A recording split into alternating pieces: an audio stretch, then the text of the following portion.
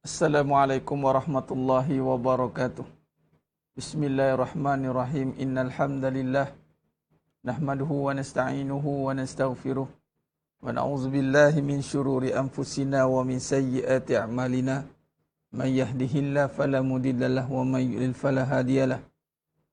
Asyhadu an la ilaha illallah wahdahu la syarika lah wa asyhadu anna Muhammadan 'abduhu wa rasuluh. Allahumma salli ala Muhammad wa ala ali Muhammad. Rabbi yassir wa la tu'assir bitammin bil khair. Rabbi shrah li sadri wa yassir li amri wahlul 'uqdatam min lisani yafqahu qawli. Allahumma aftah alaina hikmataka wa anshur alaina min khazain rahmatika ya arhamar rahimin. Wallahu alladhi la ilaha illa huwa alimul ghaibi wasyahadah wa rahmanur rahim.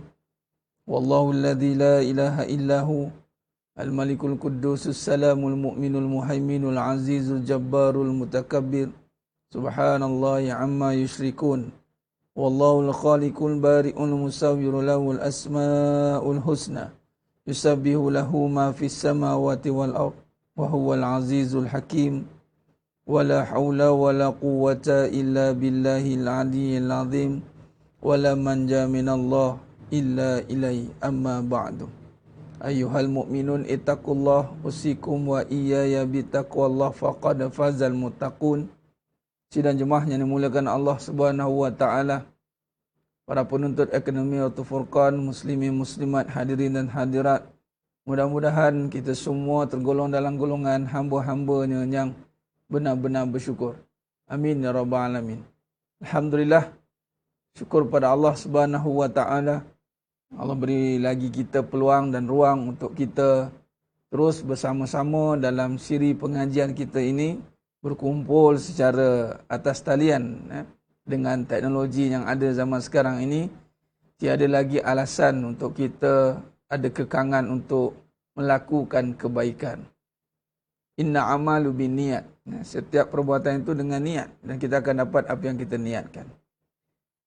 Bila hidup ni disajikan dengan kemudahan, antara perkara yang kita bimbangkan adalah kita mula ambil mudah di atas apa kemudahan yang ada. Itu yang kita bimbang tu. Kemudahan itu menjadi fitnah bagi kita. Kesenangan itu akan menjadi fitnah bagi kita kembali. Sepatutnya kesenangan itu menambahkan lagi kita makin dekat dengan Allah Subhanahu wa taala. Tapi disebabkan oleh kemudahan itu, sebagai contoh kemudahan atas talian. Sekarang kita boleh belajar dengan, kita tak perlu ke mana-mana pun. Duduk tercegat dekat rumah, on saja handphone dan duduk. Ianya silat hari bulan menjadikan satu sifat kemalasan. Malasnya manusia itu di saat kemudahan telah dibentangkan, disajikan. Ini dipanggil kesenangan yang dikufurkan. Kufur nikmat atas kesenangan. Dulu mungkin susah untuk mendapatkan pengajian, susah.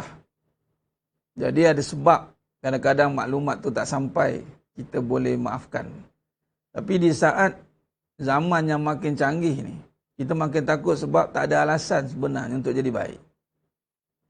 Segala kemudahan diberikan, dimudahkan, didekatkan, disampaikan dengan penuh, orang kata apa, pelbagai cara dengan teknologi nak bagi faham, nak bagi suka, nak bagi seronok tu. Nak rupa macam mana cakap. Dengan pula kaedah penyampaian yang berbagai-bagai cara, yang ada, yang mana penceramah tu juga mempunyai pelbagai-bagai skill, dengan kemasyhurannya, dengan well known, maklumnya dia itu siapa. Jadi Masya Allah, kalaulah segala kemudahan ini tidak digunakan untuk mendekatkan kepada Allah dan kita tidak jadi bertambah baik, maka ini satu malapetaka besar bagi kita sebenarnya. Sebab tu Nabi cukup takut. Rupanya kalau kita perhalusi tentang hadis Nabi SAW, yang mana kalau kita lihat tentang dunia ni, Nabi cukup takut. Sebagai contoh hadis tentang Ubaidah Al-Jarrah yang pergi ke Bahrain. Sahabat jumpa, kaum Ansar ni jumpa Nabi, jumpa Ubaidah Al-Jarrah ni untuk dapatkan harta daripada Bahrain. Lalu Nabi Kata apa? Wallahi aku tak takutkan kemiskinan atas kamu. Nampak? Nabi tak takutkan kemiskinan dan kesusahan yang menimpa kita. Kerana kesusahan dan kefakiran itu, ya, dia akan mendekatkan kita kepada, kalau kita tiada iman yang kuat, dia akan menjadi kufur juga sebenarnya. Sebab tu ada doa dalam maksurat yang minta lindung dengan kefakiran, dengan kekufuran itu. Tapi yang lebih Nabi bimbangkan adalah di saat dibentangkan kemudahan. Inilah dia. Kemudahan. Contoh lagi. Isteri zaman sekarang dengan zaman dulu. Isteri zaman sekarang, tuan-tuan, semua berada di depan mata. Di segi sudut kemudahan, semua ada depan mata. Semuanya telah dipermudahkan. Masak nasi, basuh kain, basuh baju. Apa lagi? Semua perkara, nak berhias, nak berapa. Hal-hal rumah. Semua orang kata dah serba canggih, serba moden. Tapi rupanya kesenangan itu menyebabkan kita berpaling. Kita akan menjadi orang yang mengambil mudah. Ataupun dipanggil ambil kesempatan di atas kesenangan. Jadi sebab itu tidak hairan banyak kalau kita lihat kenapa kesenangan itu akhirnya akan merosakkan kita balik. Habis tak boleh senang ke? Soalnya sekarang bukan tak boleh senang, tetapi di manakah kita di saat kesenangan itu datang? Di mana kedudukan kita? Dan itu sebab kita nyatakan dalam hal yang berkait tentang permintaan. Kalau kita tanya manusia hari ini, tanya 10, 11 orang akan meminta untuk senang. Tak ada orang lagi nak minta hidup susah. Tak ada. Tak ada siapa yang berani doa minta susah. Dan saya yakin 10-11 orang minta senang. Tak boleh minta. Ustaz kata Allah suruh minta, udu'uni astajib lakum. Ya benar. Suruh minta supaya dipermudahkan. Tapi pada masa sama kita kena sedar. Sebab tu kita kena ada perbahasan tentang iman, akidah. Bahawa kita kena bersedia untuk senang. Di sinilah peranan zikrullah. Bagaimana nak menyambut kesenangan itu? Bagaimana kita nak berhadapan dengan kesusahan itu? Sebab itu kesenangan yang ada, yang datang dalam hidup kita ni, walhal, ianya sepatutnya mendekatkan diri kita pada Allah. Tetapi kesenangan itu berubah menjadi malapetaka besar bagi kita. Sebab apa? Ambil mudah. Sebab tu jangan takut dengan susah. Jangan suka dengan senang. Jangan takut dengan susah. Jangan suka dengan senang. Susah tidak merasa susah. Senang tidak merasa senang. Takutlah dengan Allah. Di saat kamu takut kepada susah, maka kamu akan menjauhkan diri daripada Allah. Maka ketika kesenangan datang menyinggah dalam kehidupan, maka kita akan berani melakukan kemungkaran kepada Allah Subhanahu wa taala. Maka lihat di saat kesenangan, kesusahan dan kesenangan itu apa yang ditakutkan. Sebab itu jangan takut dengan susah. Takutlah dengan Allah. Di saat kita takut dengan susah, kita akan meninggalkan suruhan Allah. Di saat kita meninggalkan suruhan Allah, ketika kita susah, maka di saat kita senang, maka kita akan berhenti untuk terus ingat pada Allah. Maksudnya apa? Time senang kita akan lebih lenang lah. Dia panggil senang lenang.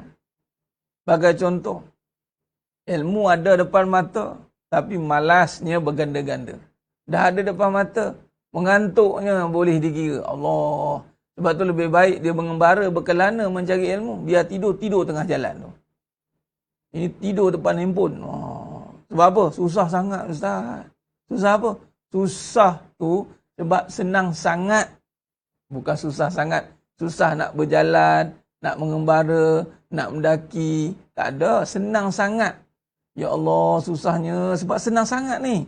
Tak ada jalan susah ke? Tak ada. Semua cari jalan mudah. Kalau ada dekat, dekat lagi. Sahabat Fadilah Datuk Syekh Salahuddin Omar Al-Qari, tuan-tuan. Memang tengah PKP ni semua buat online. Waktu saya jumpa beliau tempoh hari, beliau kata apa? Ana nak start buat talaki balik, berjumpa online, berdepan. Tapi ramai pula kata dah selesa dengan online. Dia kata. Dia dah selesa dengan online, katanya. Sebab online boleh buat, kekalkanlah ustaz. Rupanya datang malas itu. Nah, ini dia katanya perhalusi kehidupan. Sebab itu kita kena di saat kesenangan yang datang, bukan kata kita against, kita menentang kesenangan. Kerana dalam kita menentang senang juga. Ni macam sekarang lah. Dalam tak nak senang, senang juga. Sebab senang dan susah itu peredaran, ibarat siang dan malam. Kita tak akan sedar bahawa kita akan senang satu masa nanti. Betul tidak? Cuba tengok diri tu. Oh iyalah ustaz.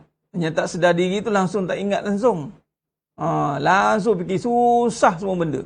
Susah lah. Padahal hidup tu dah senang banyak dah. Tapi sebab ia ibarat siang dan malam. Pejam celik, tup. Senang dah. Anak-anak dah besar panjang. Dulu sibuk, kelang-kelibuk nak jaga anak. Sekarang tak payah jaga dah. Kan? Dulu macam ni. Sekarang dah macam ni. Banyaklah. Pergi tengok sendirilah kehidupan masing-masing. Yang susah tu sebab apa? Susah hati. Susah hati. Hati tu susah, duk banyak benda nak sangat dalam hidup ni. Tu nak, ini nak. Banyak kemahuan daripada keperluan. Sedangkan keperluan dah cukup dah. Dah mencukupi dah. Tapi sebab kemahuan tu banyak. Dia salah meletakkan keperluan dan kemahuan dalam kehidupan ini. Walhal kemahuan itu patut diletakkan pada syurga. Mahukan syurga. Maka berempas pulaslah dia untuk mempergunakan dunia untuk misi syurganya. Pergunakan dia maksud apa? Kalau susah, pergunakanlah susah itu. Dengan kesusahan yang boleh mendekatkan kepada Allah. Ya Allah, kau akan pergunakan susah ini. Patutnya. Tapi, dengan susah tu tak guna. Tak guna ni susah. Kita kata tak guna punya susah. Menyusahkan aku. Dalam diam-diam senang dah. Dulu punya bergaduh laki bini. Contoh, bergaduh. Tengok sekarang dah tak gaduh dah. Sebab apa? Masing-masing diam. Diam dah sekarang. Masing-masing dah buat hal masing-masing. Senang hati saya. Betul buat apa? Banyak mengaji. Banyak dekat dengan Allah. Tak juga. Kan? Banyak juga bertanya-tanya kat nanti. Nak cari benda lain pula. Banyak kadang-kadang. Itulah dia. Ini semua berlaku kerana apa? Tadi. Persiapan kita. Persiapan kita untuk menanggung dunia ni. Taklif. Menerima beban dunia ini. Dengan apa? Maka sedang jemaah yang memuliakan Allah SWT. Sebab tu dalam perbahasan kita. Dalam kita menyelami tentang penghayatan zikrullah dalam kehidupan ini. Adalah untuk kita menyerapkan kehidupan kita. Kita nak serap hidup kita ini. Dengan menjadikan seluruhnya itu adalah asbab untuk ingat kepada Allah Subhanahu Wa Taala. Keseluruhan hidup kita adalah untuk menjadi asbab untuk ingat kepada Allah Subhanahu Wa Taala. Dan ianya bukan dengan sebut saja, dengan pengakuan sebutan, tidak. Kehidupan yang dijadikan sebagai asbab untuk ingat kepada Allah Subhanahu Wa Taala, bahawa sesungguhnya kehidupannya itu adalah penyebab dia untuk ke syurga. Hidup dia, semua. Kadang-kadang kita tak tahu. Sebab itu, kalau kita sebut tentang amalan, kita tak tahu yang mana satu amalan kita akan bawa kita ke syurga. Setiap akhir bulan, amalan kita cantik dah. Kan? Contoh isteri solehah. Isteri cerdik yang solehah, penyejuk mata. Kan? Penyejuk mata. Solehah pada perbuatan lah tengok. Tapi, dia tidak ingat pada Allah. Hidup dia solehah. Dan arti kata solehah lah. Solehah ni tak menyusahkan suami. Tak menyusahkan semua. Suami pun seronok. Isteri pula jenis yang dia tak menyusahkan. Tapi ada tapi dia tu. Apa dia? Rupa-rupanya. Dia tu sendiri, kehidupan dia itu tidak ingat pada Allah. Siapa yang tahu itu? Allah Subhanahu Wa Taala. Bagaimana kita nak tahu tu? Apabila hatinya semakin kuat dengan keadaan. Bukan kuat dengan kekuasaan. Dia tak merasakan bahawa kewujudan, ketenangan, kesenangan dalam hidup itu Bukan asbab kekuasaan, tapi keadaan. Dia makin kuat dengan keadaan dia. Makin kuat dengan amalan dia. Ini kita bincang dalam bab talbis ni. Talbisul iblis ni. Ni, isteri soleha ni, amalan yang Masya Allah ni.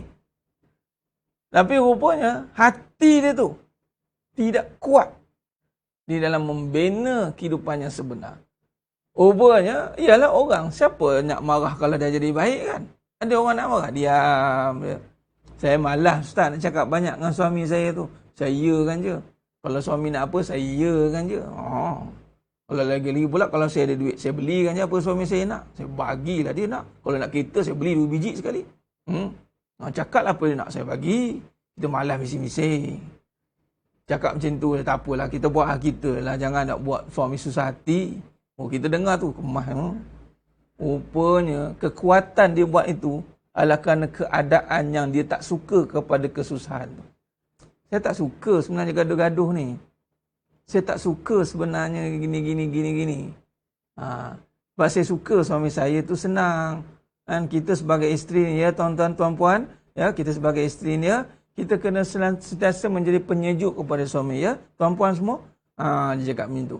Yang isteri pun Allah kan. Rupanya dia kuat kepada keadaan tu. Ini halus tuan-tuan. Dia bina tu bukan sebab dia kuat dengan Allah. Hati dia kuat, aku nak jadi macam mana pun keadaan, aku nak taat dengan Allah. Patutnya kan. Akhirnya, dia dah menghiraukan keadaan sekeliling dia pun.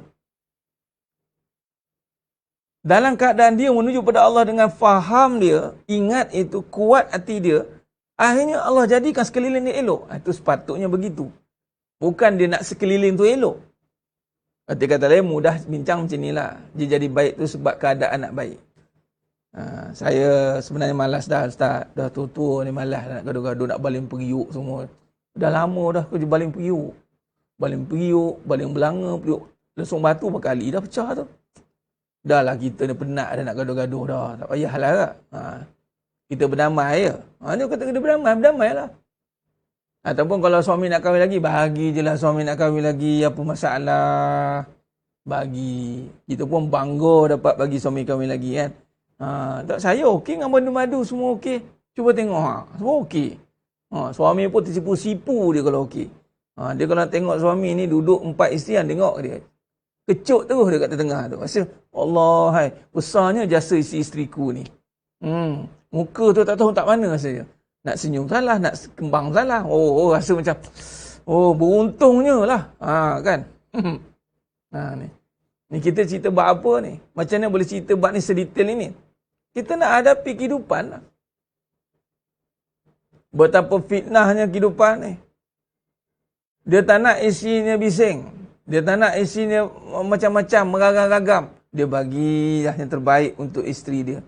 Suami saya ni Ustaz baik. Dia redha atas saya Ustaz. Dia tunggu saya Ustaz, sanggup Ustaz. Dia pergi kerja suami. Suami tunggu sampai tunggu saya balik Ustaz. Ya Allah baiknya lah. Saya balik-balik tengok semua dah siap. Ikan siakap 3 rasa siap. Yang suami saya masakkan. Ustaz dia tunggu nak suap kat saya lagi. Ya Allah baiknya lah suami saya ni. Suami pun tanya, yelah, kita pun kena hargai isteri kita ni. Sebab dia banyak tolong saya dah. Rumah dia bayar, kereta dia bayar. Semua dia bayar. Jadi apa nak lagi katanya. Kita kena kuatkan hubungan ni lah. Jadi bina kuat. Allah lah akrabnya hubungan tu macam gini kuat ni Saling paut memaut. Sandar menyandar dia panggil. Beriring-iringan, berpimpin-pinan tangan dia. Macam gini-gini mana yang lain-lain tu terlain liur je lah. Yang tak dapat macam tu kamu sabar je lah banyak jemaah. Suami kamu tak macam tu. Kamu diam je lah. Tobatlah banyak-banyak. Tu dapat dosa kamu lah tu. Itulah awak suruh ikut bangun tahajud malam, amalkan duha, amal tak nak. Tengok aku dah buat semua dah tu, tengok. Suami aku dah macam ni dah sekarang. Suami pun sama naik. Betul lah sejak saya dah kuat dengan keadaan ini, saya dah jaga semua. Saya jaga solat saya. Saya jaga semua perkara yang Allah suruh. Saya dapat balik isteri saya Ustaz. Tuan-tuan, bila masuk dalam perbincangan zikrullah tuan-tuan, kita akan bongkarkan balik fitnah yang sebenar. Fitnah yang mana kita mulai, tadi kata suruh jaga solat, suruh buat amalan, suruh ni, dah cerita lain pula ustaz. Itu namanya kita nak cerita zikrullah. Zikrullah ini sebenarnya bukan berujuk soal perbuatan. Zikrullah ni nak cerita tentang bagaimana hati menerima keadaan itu. Hati kita ni bagaimana menerima keadaan itu. Selalunya memang macam tu sebab kita buat baik. Ya Tuan Helmi, memang suami pun dah baik. Ya Allah Ustaz, sejak dia ikut pengajian ni, ya Allah. Dan sejak saya pun ikut pengajian hakikat kehidupan ni, suami saya jadi baik dah Ustaz. Saya lega betul lah Allah. Ingatkan sedar dah, tak sedar juga. Kita pun tak apalah. Nak cakap banyak pun kadang-kadang dia berhenti ngaji pula kan. Yalah dia ngaji. Sampailah Allah bukakan pintu hati ni yang sebenar-benarnya. Kita nak bahawa penerimaan hati ini bersifat yang mana hati ini sepatutnya dia tidak berbelah bahagi. Itu maksudnya. Tak hati tidak berbelah bahagi tu. Hati ni dia sepatutnya satu je, one set je. Dia tidak berbelah bahagi. Walaupun sifat hati itu berbolak dan balik. Sifat kita sebagai hamba, kita nak menjaga hati supaya tidak berbolak balik itu, supaya kita hanya nampak satu je. Wasabbit aqdamakum ya muqallibal qulub, sabbit qalbi ala din wa ala ta'ati. Dia nampak agama dan taat. Ini tak nampak tu, kita tak nampak dia jadi apa. Kita tak nampak suami kita jadi apa pun, tak nampak isteri kita jadi apa. Yang kita nampak, kita nak duduk dalam agama dan kita nak taat. Yang ini paling susah nak buat, tuan-tuan. Sebenarnya.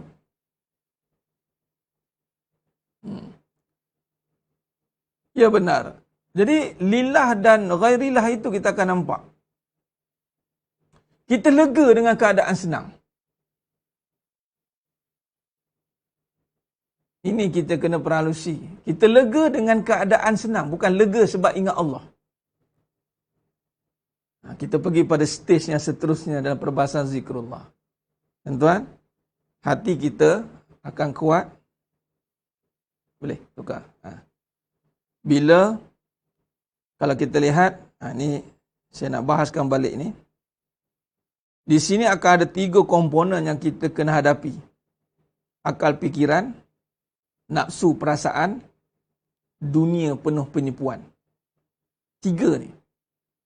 Akal fikiran, ini akan memberi kesan kepada tindakan. Sama ada akal fikiran dikuasai oleh nafsu perasaan, ataupun jiwa yang ada kesedaran tentang ketuhanan. Baik, soalannya sekarang, kuat hati ini, ini yang kita nak perhalusi ni. Sebab sifat dunia berubah-ubah. Dunia ni berubah-ubah. Sebab dia fitnah, lalu dia berubah-ubah. Sifat dunia itu fitnah. Al-fitan. Dan la yuftanun. Qalu amanna wahum la yuftanun. Yuftanun Al-Ankabut 2 itu Allah merujuk kepada, apakah kamu dengan cukup berkata aku beriman, wahum la yuftanun, dan kamu tidak ditimpa dengan fitnah? Tak, dunia akan berlaku. Maksudnya susah senang ni ibarat siang dan malam. Sekejap susah, kejap senang, kejap susah, kejap senang, kejap susah, kejap senang. Siang malam, siang malam, siang malam, siang malam. Dia begitu. Dia jangan mimpilah nak senang, tak susah-susah. Nak susah, tak senang. Dia akan berubah-ubah. Nanti kata lain, kita buat satu kesimpulan. Dunia ini memang berubah-ubah. Kamu dah berubah, Roy. Kata. Memang gitulah. Asal orang kata kamu dah berubah. Bermaksud orang yang cepat berubah, dia duduk kat dunia. Orang yang tak duduk dengan dunia, dia tidak akan ada perubahan. Maksudnya dia ada ketetapan. Tetap hati dia. Kalau dia sayang, tak ada perubahan. Malah, bukan perubahan, pertambahan. Orang yang duduk dengan agama, dengan jiwa yang benar, tidak tunduk pada nafsu perasaan. Pertama sekali, dia tak ada perubahan. Tak ada perubahan ni kena faham. Kau ni tak berubah, macam tu je perangai. Itu memang teruk. Itu bukan perubahan lagi dah. Itu teruk. Memang keburukan dia. Maksud tak ada perubahan ni, biasa dengan apa? Maintain lah. Oh, still young lah. Umur berapa? Umur saya dah 100. 100? Muka macam baby face. Saya ada baca apa soalan lah, ni cerita kelakar lah juga bila tanya. dalam pakaian, pakaian apa yang paling nampak muda? Kalau pakaian ni memang muda terus. Kita berfikirlah, apa pakaian nampak muda? Dalam sekali kata pakai pampers. Ya tak iyalah. Pakai pampers tuan. Kalau nak sangat muda sangat, pakai pampers terus. Memang look, bukan young lagi, look baby. Baby terus. Orang nak maintain. Oh, maintain. Maintain hanya pada akhirat je. Nak maintain ni akhirat je. Akhirat dia boleh buat dia maintain. Selain daripada itu, dunia dia tak akan. Sebab dunia tu fitnah. Selagi melihat dunia, selagi itulah berubah dia. Dan perubahan tu disebabkan oleh nafsu perasaan. Nafsu dia yang menolak dia. Takkan kau nak macam ni je. Takkan kau nak macam ni je. Nak macam ni je. Macam ni je macam mana tu. At least kau, daripada dulu kita takkanlah kita ni je. Berubah lah sikit. Dia berubah. Dia nakkan perubahan. Lalu hidup ni ikut dengan arus kemudian. Konon-konon. Minta nafkah. Kita ni janganlah jadi orang yang penagih ketagih. Teruk benar suami. Sebenarnya kalau suami jenis meminta, dah isteri sampai nak kena minta ni. Tapi kena faham apa yang kita minta. Nafkah apa yang kita minta. Dia ni minta lah. Dan dia nak diviralkan buat apa? Teruk benar. Teruk sangat sampai nak kena viral tu. Isunya minta tak salah. Tapi orang akan nampak sian dia terminta-minta. Automatik siannya lah. Tak bertanggungjawabnya suami ni. Nak minta-minta lah. Nak nafkah apa? Zahir batin. Minta lah. Tak ada masalah. Jangan terminta-minta. Minta boleh. Tapi jangan terminta-minta. Sampai viral tu maksudnya terminta-minta lah tu. Sampai ke viral. Ajak geng.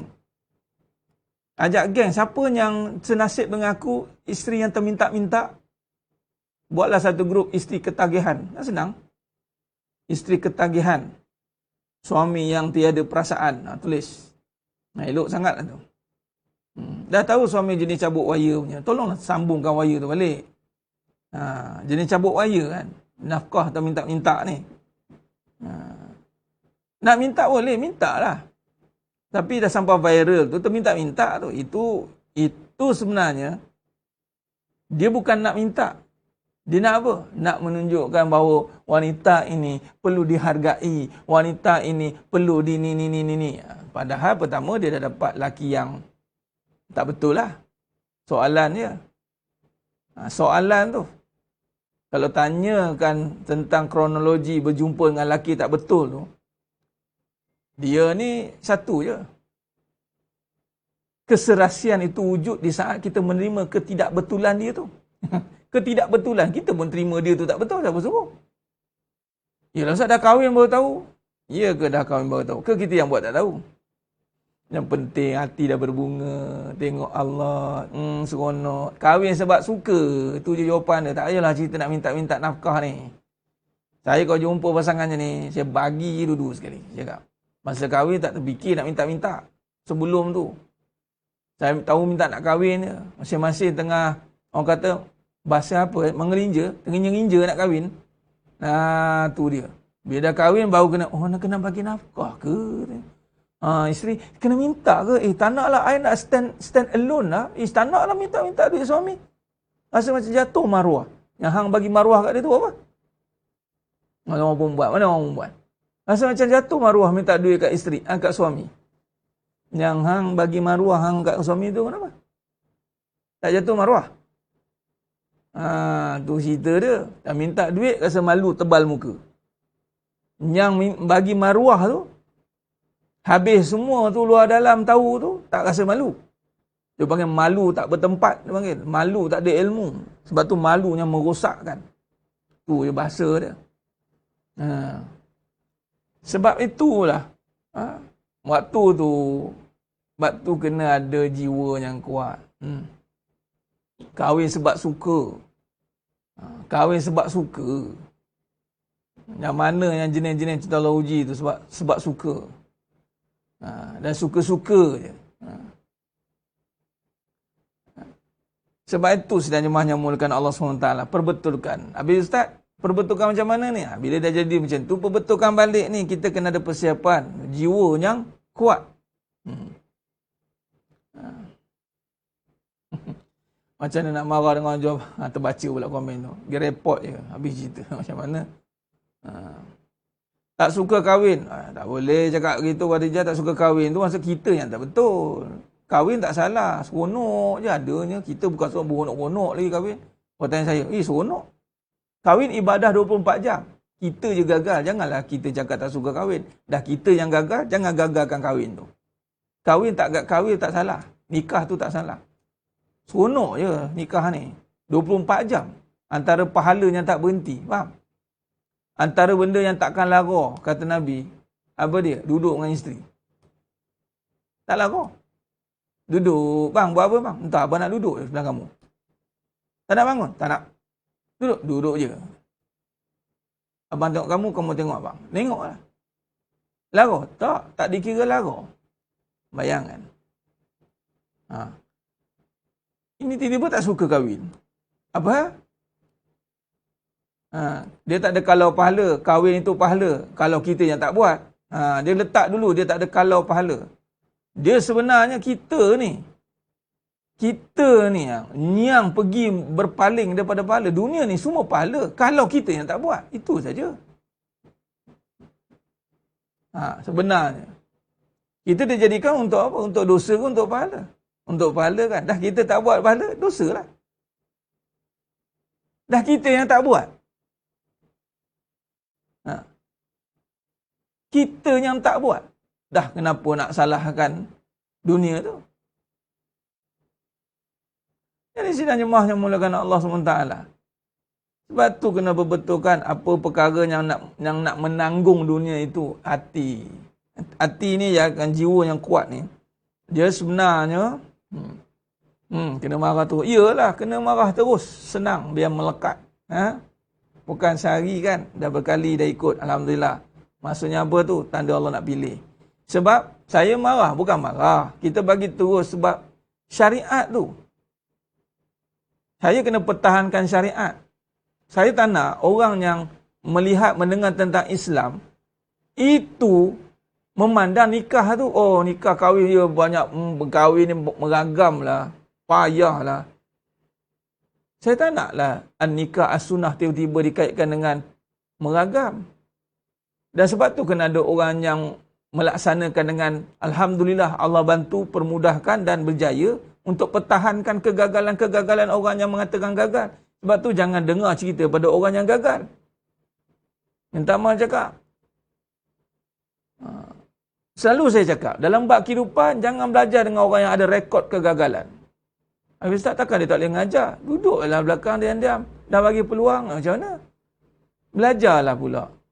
Kalau nak mengajar juga, jangan kaitkan langsung dengan awak tu, saya pernah bercerai, saya pernah jadi isteri yang pertama dulu, saya pernah, tak payah, pernah-pernah tu tak payah. Nabi tak buat kerja macam tu. Kalau nak sangat, cerita yang apa yang berlaku dalam hidup, yang menyebabkan apa jadi baik. Cerita ke depan, jadi ilmu. Tak payah cerita yang dulu. Tapi sebenarnya tak ada kekuatan dalam cerita tentang kejayaan kalau dia bangkit daripada kegagalan yang disebabkan oleh diri sendiri. Tak ada. Sebab tu saya tengok, kita akan tanya, sangat tahu background kan, tengok dia siapa. Kalau bab cerita kehidupan, bagi tip-tip kebahagiaan, kena tengok perkahwinan dia. Itu core kepada kehidupan. Kalau dia nak cerita bab kehidupan, nak cerita bab kehidupan ke, nak bagi tip kebahagiaan, kesabaran ke apa ke, tengok kepada perkahwinan dia. Okey, katalah dia tak bercerai Ustaz. Okey, kalau dia tak bercerai, tengok kecenderungan dia pula kepada apa. Kalau sibuk nak cerita pasal manusia, sibuk nak tiap manusia, gunakan agama bagi dalil-dalil, tapi yang sebenarnya nak jagakan perempuan tadi, nak jaga isteri dia. Kuat dengan keadaan. Dia tidak membawa kepada ketuhanan pun. Dan sebenarnya bila sebut keluarga, rumah tangga, dia akan pergi kepada makrifatullah sebenarnya. Perjalanan rumah tangga ni, dia takkan cerita tentang isteri. Ikutkan saya lah paling banyak yang cerita pasal tip isteri. Ini kahwin berkali-kali, sibuk nak cerita tip. Ni minta maaf cakap. Yang mana dah minta maaf, kalau yang perempuan pula, dia tu berkahwin berkali-kali, cerita nak tip macam mana nak pick up lelaki. Apa? Tu kadang-kadang apa kes macam ni? Dia ni memang, kalau perkahwinan ni tuan-tuan, kalau nak tahu menuju pada makrifatullah, perkahwinan. Kahwin ni memang jalan menuju kepada Allah. Direct tuan sebenarnya. Sebab dia memang daripada wa min ayatihi, kekuatan jiwa tu terbina dengan sebab dia berada dalam dipanggil lautan nikmat. Kahwin tu nikmat. Allah tak jadikan kahwin untuk azab. Dalil litaskunu ilaiha. Litaskunu ilaiha. Untuk kamu bersenang-senang. Mana ada untuk kamu bergaduh siang malam? Tak ada. Jadi kalau benar perjalanan dia itu dengan kepada kebenaran, sudah pasti dia akan nampak kebesaran. Belajar dengan orang macam ni. Bukan macam ni boleh bagi je lah, isteri kita kena tolak ansur. Sambil-sambil tu sama-sama tolak menolak lah. Tengoklah siapa yang boleh beransur dulu. Kalau isteri tolak isteri dulu. Kalau isteri tak mau melawan, biar pula isteri tolak suami. Kebanyakan isteri suami akan beransur ke belakang. Macam tu lah. Saling tolak menolak kan panggil. Isteri kena pandai jaga makan minum suami. Suami tu supaya dia tak cari makan kat luar. Ingat kat luar tu, ingat apa? Cerita. Dia makan ubat-ubat sikit. Ubat dalam, luar dalam. Tak cukup makan ubat, makan botol-botol tu sekali. Bagi tip. Macam-macam saya dengar, saya tengok. Ya Allah, mana kebesaran Allah ni? Cerita baik isteri sampai ke sudah 3 hari 3 malam. Tak habis cerita. Cerita suruh baik mak dia. Lupa ada mak. Allah lupa ada mak. Orang lelaki. Nampak habis semua kat isteri dia. Tak nampak dah mak dia. Ni.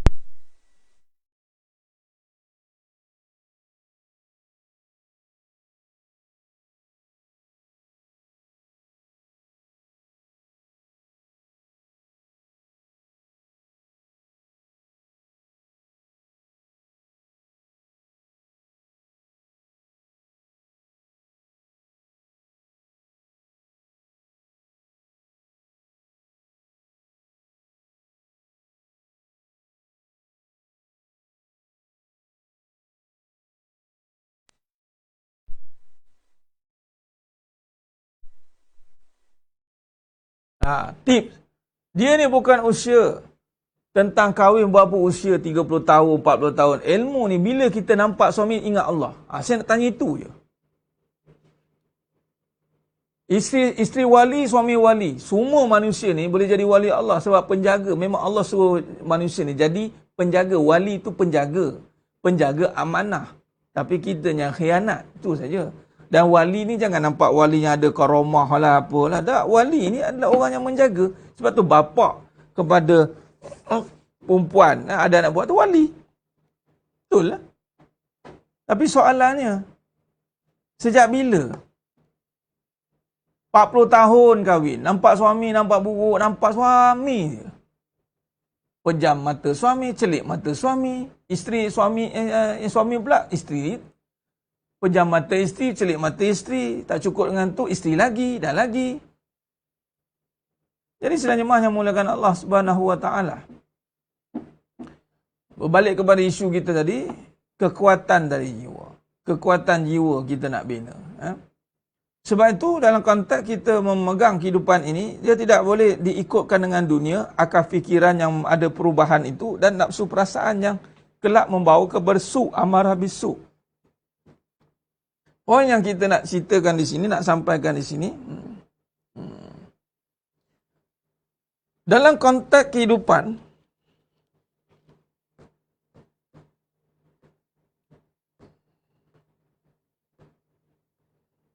baik.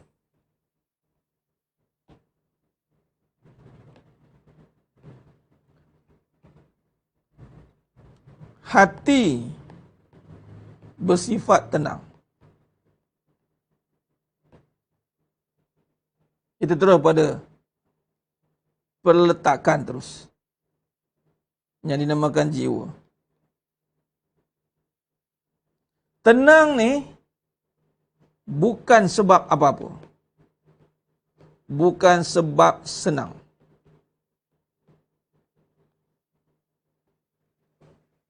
Tenang bukan sebab senang. Ini kita nak bina ni. Ini kata kunci dia. Jadi hati yang tidak tenang, lalu tidak dibangunkan, tidak dibina, dan tenang itu adalah proses. Dibiarkan, bermaksud hati itu dia nak pergi kepada senang. Dia akan cross ke sini. Apa dia? Hati yang terpengaruh dengan keadaan.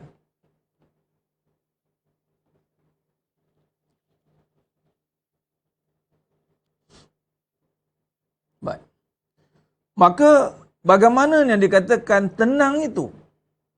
Yang kita selalu bincangkan ni. Maka tenang itu hanya kepada Allah. Itu je. Baik. Jadi hati ini tenang apabila dia ingat kepada Allah dalam susah, dalam senang, dalam gelap, dalam terang. Macam mana? Maka hati yang nak bina tentang Allah itu apabila bertemu dia tentang sumber yang ada Allah, merasakan kebesaran, dimasukkan zauq, dimasukkan rasa kebesaran Allah SWT itu berjaya dimasukkan dalam hati dia, maka dalam susah, dalam senang, dalam gelap, dalam terang, maka yang ada hanyalah tentang Allah.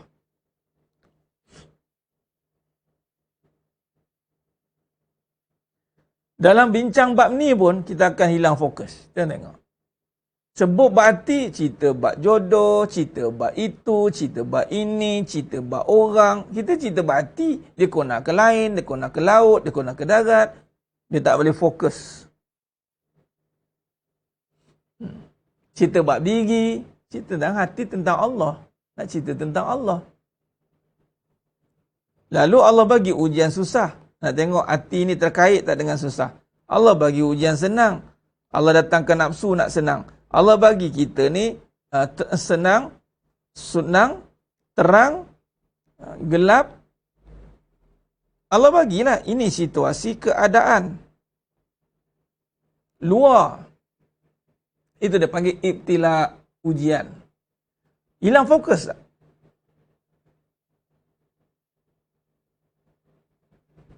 Kita nak ada senang dulu baru tenang. Nak ada suami dulu baru rasa barulah. Bermaksud permulaan hidup dia mesti kena ada benda. Dia mesti ada benda. Kebendaan. Ini yang susah kita nak perhalusi sebab itu kadang-kadang ada orang dia kata apa? Nak menuju pada Allah tu kena hancurkan kebendaan. Sebenarnya tak perlu hancur pun. Tapi disebabkan gangguan. Patutnya dia macam ni. Ni lukisan. Okey. Dalam ni, patutnya tak ada apa-apa. Dia tak boleh ada yang masuk dalam ni. Okay, ayat dia macam ni. Dalam susah, ada perbahasan. Dalam susah, hati menerima. Okay, dalam susah, ingat Allah. Dalam senang. Okay, kalau saya pecahkan macam ni. Yang jadi sekarang isu ni begini. Ini kita kata ni susah. Kita berada di dalam dia. Dalam susah. Kita hilangkan susah ini dengan ingat Allah. Tu ayat dia. Dia circle macam tu kan. Dalam susah. Okay. Dalam senang. Dalam senang. Kita membawa kepada Allah. Okay. Dalam susah. Dalam senang. Yang jadi masalah adalah dalam hati. Terbalik. Dalam hati ada susah, ada senang. Tu dia. Beza tidak? Beza. Dalam hati tu ada susah, ada senang. Kita nak dalam susah ada Allah. Dalam senang, ada Allah. Tidak, dalam hati ada susah. Dalam hati ada senang. Ni masalah dia. Ni masalah dia. Jadi sekarang ni, bila dalam itu, dalam hati yang tak sepatutnya ada ni, maka Allah hancurkanlah. Itu menangis tak berlagu. Lalu tak ada bimbingan. Ni yang penting, kena ada bimbingan. Lalu dia ingat nak menuju kepada Allah itu, saya diuji dengan kesusahan, Ustaz. Saya kena bercerai-berai bahawa saya dapat Allah. Saya kena hilang itu bahawa dapat Allah. Saya cakap balik, bukan dapat Allah nak kena hilang semua. Masalahnya kamu hilang Allah di saat ada semua. Faham? Kamu hilang Allah di saat ada suami. Bagaimana nak dapat Allah? Hilangkan suami. Nah, tu menonggeng kat orang tu. Hilang suami sama ada bercerai atau perangai suami. Wa na'udzubillah min zalik. Ya Allah, sebab selama ini kamu bergantung dengan dia. Jadi janganlah fitnahkan jalan menuju Allah tu dengan jalan kesedihan. Tidak. Kalau dia dalam susah ada Allah, dia tak susah. Dalam senang dia ada Allah, dia makin senang. Dalam susah dia ada Allah, dia tidak susah. Dia boleh bertahan dengan susah. Dalam senang ada Allah, makin senang. Tuan-tuan, orang sekarang nak makin senang tau. Tapi dia ada susah. Dia tak ada Allah. Jadi senangnya bertambah susah. Benda boleh settle senang, dia makin susah. Sebab apa? Dia buat senang lenang. Dia buat senang-senang, mentang-mentang lah ada senang, semua benda lepas tangan. Tengok saya lagi. Dia dah senang tu kelalaian. Ada orang tuan-tuan, bila dia senang, dia lalai. Ini kata tadi, dalam hati ada senang tu. Senangnya dalam hati, senangnya, saya nyanyi, senangnya dalam hati. Kalau beristri dua, nyanyi. Senang dia dah masuk dalam hati tu. Tengok lirik betul-betul. Senangnya dalam hati. Tak boleh. Senang-senang lah. Senang bukan ada dalam hati. Senang di luar. Dalam hati, itu hanya ada kebesaran Allah. Dalam susah, ada Allah. Dia takkan susah. Dia susah. Tapi ada Allah. Allah akan tunjukkan jalan. Dipermudahkan. Dalam senang, ada Allah. Dia tidak akan lalai. Maka kesenangan dia akan menyenangkan orang lain. Bukan diri dia saja. Maka dia menyenangkan orang lain. Soal, sekarang ni hati kita ni duduk tang mana? Tang senang susah ke atau tang ada Allah? Dia lega saya, Ustaz, suami saya dah ubah perangai. Itu dalam hati ada senang. Lega saya. Susah hati saya, Ustaz, tengok dengan ni. Ustaz, habis takkan tak nak rasa gitu? Kan saya cakap itu perasaan. Ada satu bab itu perasaan. Perasaan ni memanglah merasai resah, gelisah tu. Itu perasaan, bukan hati. Tapi bila kita duk cakap, tak mengaji-mengaji, sebut dah hati susah, hati resah, hati susah, hati resah. Tak nak pisahkan ni. Biarlah dia duduk kat perasaan saja. Nafsu memanglah. Nafsu ni memang sifat dia nak resah, gelisah je. Tapi iman kata, kamu diam. Aku yang lead kamu. Contoh, susah. Susah ni perasaan tak suka. Susah mana ada perasaan suka. Tapi macam mana boleh suka? Sebab hati kata ada Allah, maka perasaan tu tunduk. Sabarlah. Perasaan pun ikut. Perasaan senang. Memanglah suka. Cakaplah sama. Semua orang suka perasaan senang. Tapi kerana ikutkan perasaan itulah senangnya membawa kepada kelalaian. Kan?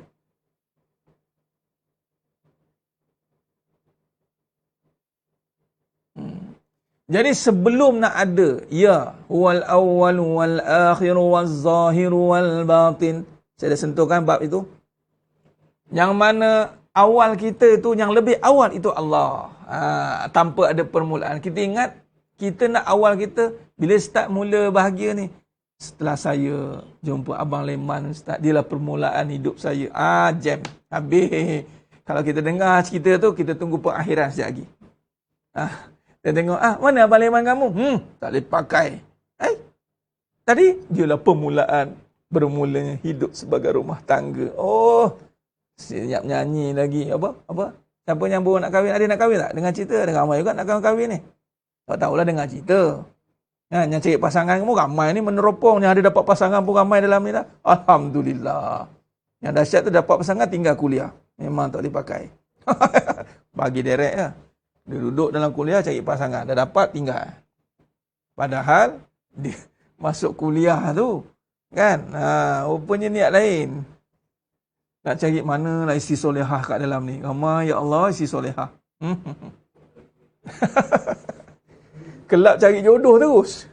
Allah, orang nak ngaji dia cari jodoh. Salam awak ni dia pula. Jelah. Ingat. Yang mana tak betul niat tu tak ke mana pun. Kalau betul niat dia insya-Allah akan nampak perubahan dalam hidup dia. Memang kalau kita lihat harusnya terus ikut belajar. Iya. Itu baru mantap. Dua-dua terus belajar. Dua-dua tu seperguruan. Tapi yang isteri tu kalau dah berguru pun jangan. Isteri yang dah berguru ada guru ini dia tunduk akhlak bagus. Suami dia backup saja. Dia ingat tu ustaz cakap apa. Ya betul bang, betul tu. Dia tak. Saya pun belajar dengan ustaz lah. Amboi. Itu saya tak ajar. Saya tak masuk campur hal tu. Dia kalau dah ngaji, dia mesti dia jadi baik. Dia mesti jadi mudah kira. Senang dia nak nguruskan dia. Jadi sebenarnya mulakan Allah SWT. Memang. Masa awal-awal kahwin tu tanyalah, tengok muka. Allah macam permulaan hidup lah. Macam sebelum tak hidup. Lain dia berseri muka. Ya Allah, ni gerbang permulaan hidup saya ustaz. Saya cakap. Mati sebelum ni. Habislah awak masuk rumah tangga dengan kematian. Patutnya hiduplah dulu. Barulah kahwin. Barulah boleh menghidupkan. Susah tak ada pasangan? Tahu susah. Seorang-seorang kan. Tapi jangan terkesan dengan susah tu. Cari Allah. Tengah tak ada pasangan ni. Rapat betul-betul cari ilmu. Bina hati betul-betul. Tup-tup dapat pasangan. Kan? Dapat jodoh dalam pengajian. Alhamdulillah. Syukur banyak-banyak. Kan? Tapi bukanlah kata awaklah yang hidupkan hati saya. Dulu saya ngaji juga ayat tapi hati kosong. Dah kahwin, terisi hati. Nampak gaya ni, tunggulah pengakhiran.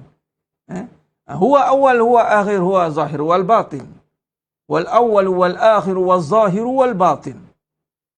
Bermulanya itu. Itu mesti dengan permulaan yang tanpa ada awalan. Awalan yang tanpa ada permulaan. Tu ayat dia. Awalan yang tanpa ada permulaan, itulah dia kekuasaan Allah. Bermulanya dengan Allah. Kan wa min ayatihi. Wa min ayatihi. Tanda-tanda kekuasaan Allah. Ingat, itu tanda-tanda kekuasaan Allah. Maka hidupkan hatimu dulu. Kemudian barulah kamu nak hidup bersama. Kalau hati tak hidup, bagaimana nak hidup bersama? Masalah ustaz sekarang ni, hati saya nak hidup, pasangan saya tu dah mati, tak mayat. Tak apalah, kamu kebumikanlah dia. Itu je lah. Janganlah kamu pun duduk ke bumi sekali. Ustaz, sekarang ni hati saya dah hidup, Ustaz. Ikut pengajian ni. Alhamdulillah, bagus. Ustaz, pasangan saya mati, biarkan dia. Sampai masa ke bumi kan. Habis kita. Kita jangan matilah. Teruskan perjalanan menuju pada Allah.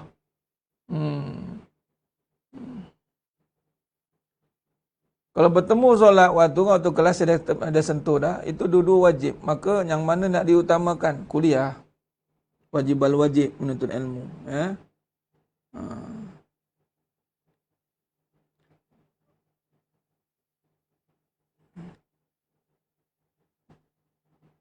Menuntut ilmu. Dia apalah ilmu kan? Melainkan kalau ilmu dunia tu lain. Ini tajukan tentang Al-Quran. Berkisah tentang Al-Quran. Selagi mana ilmu lah. Sama dengan kuliah maghrib. Kalau ada pengajian tentang tajwid kan. Sama lah ilmu. Apa saja ilmu agama lah. Melainkan bukan ilmu dunia. Ilmu dunia ni apa? Tak ada cerita dosa pahala. Dia tak cerita dosa pahala. Dia cerita tentang tahsin ibadah. Dia tak ada kena-mengena dengan ibadah. Itu wajib berhenti.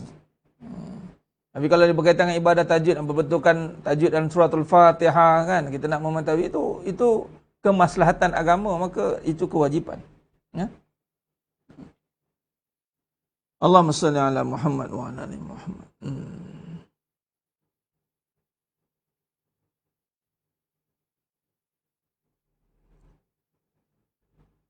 Baik, jadi ni kesimpulan dia pagi ni. Nanti kita sambung lagi perbahasan ni.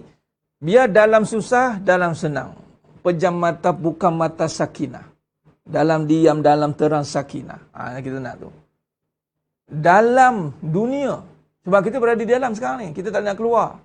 Ustaz, saya tak suka, saya nak keluar pada dunia ni. Boleh? Qalu inna lillahi wa inna ilaihi raji'un. Mati kamu. Oh, tak boleh Ustaz, nak bunuh diri. Jangan, haram. Tak boleh dah.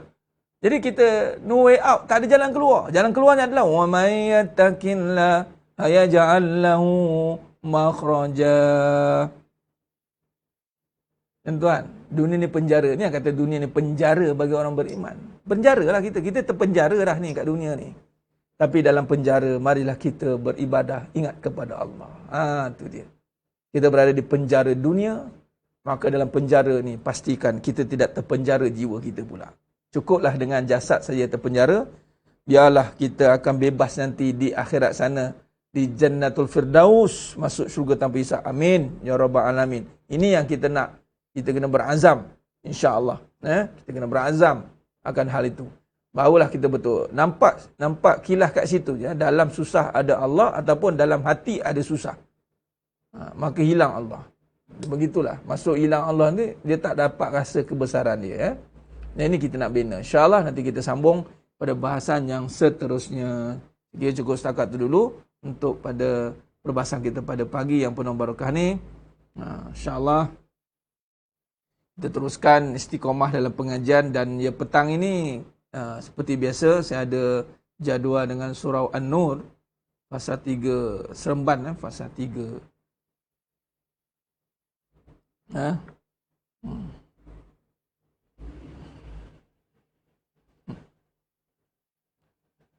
Pada pukul 5. Pukul 5 insyaAllah 5.5 sekutu standby lah kat page surah An-Nur.